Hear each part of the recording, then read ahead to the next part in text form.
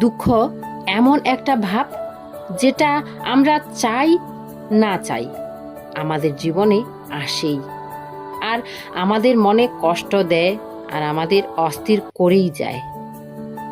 কখনো ভেবে দেখেছেন এই দুঃখ কেন আসে, কিভাবে আসে?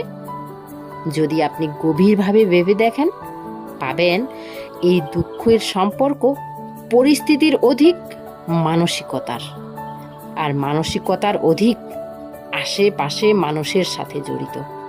কারণ এই আশেপাশের মানুষগুলোই আপনার জন্য পরিস্থিতি বানায়, সেটা ভালো হোক বা মন্দ। আপনার আশেপাশের মানুষগুলোই আপনার মানসিকতাকে প্রভাবিত করে, হয়তো ভালো বানায়, তা না হলে খারাপ।